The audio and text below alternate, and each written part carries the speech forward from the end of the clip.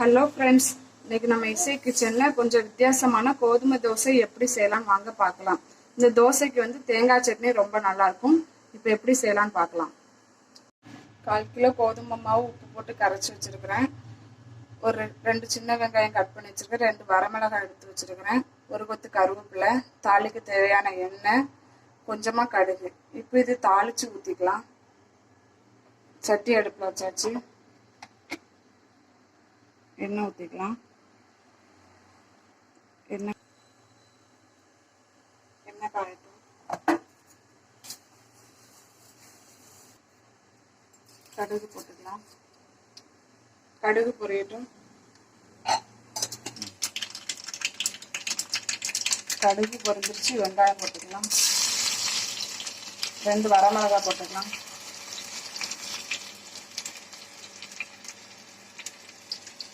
வெங்காயம் நல்லா வதங்கட்டும்.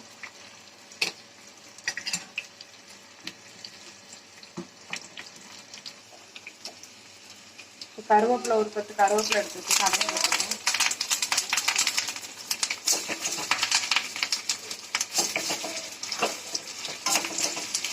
வெங்காயம் நல்லா வதங்கிடுச்சு. இதை எடுத்து மாவுல கொட்டிக்கலாம்.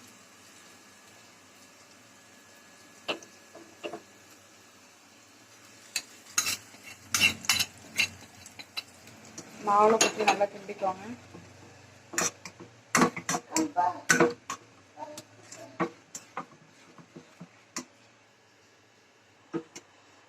மாவு ரெடி ஆயிடுச்சு. தோசை ஊற்றிக்கலாம்.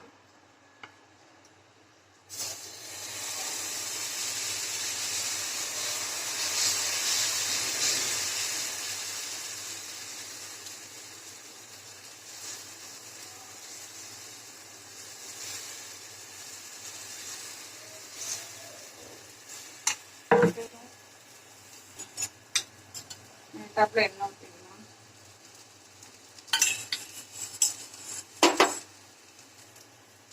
மூடி போட்டு வச்சுக்கலாம். 2 சைடும் வேக வைக்கலாம், ஒரு சைடும் வேக வைக்கலாம். மூடி போட்டு வச்சு ஒரு சைடு வேக வைக்கலாம். இப்போ ரெடி ஆயிடுச்சு. எடுத்துக்கலாம்.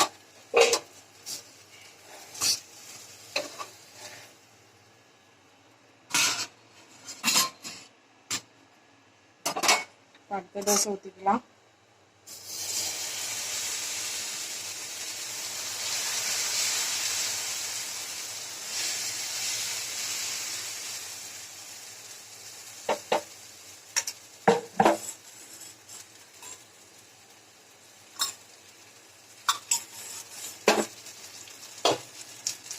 மூடி போட்டு மூடி வச்சுக்கலாம்.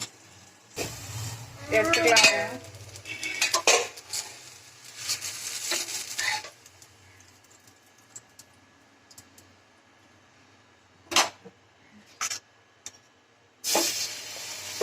தோசை ஊற்றிக்கலாம்.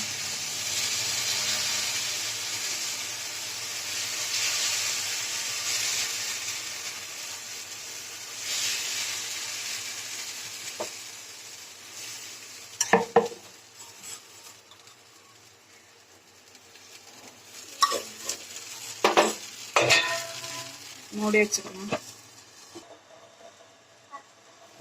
எடுத்துடலாம்.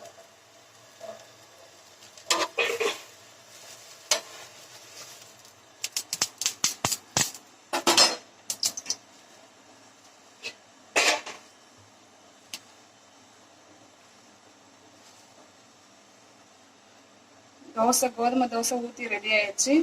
இது வந்து பிளெயினா ஊற்றினா கொஞ்சம் சாப்பிட்றதுக்கு கஷ்டமா இருக்கும். இப்படி தாளிச்சு ஊற்றினா குழந்தைங்களும் நல்லா விரும்பி சாப்பிடுவாங்க. சாப்பிடாதவங்களும் கோதுமை தோசை சாப்பிடாதவங்களும் சாப்பிடுவாங்க. இந்த வீடியோ உங்களுக்கு பிடிச்சிருந்ததுன்னா லைக் பண்ணுங்க, ஷேர் பண்ணுங்க, கமெண்ட் பண்ணுங்க, மறக்காம சப்ஸ்கிரைப் பண்ணிடுங்க. தேங்க்யூ.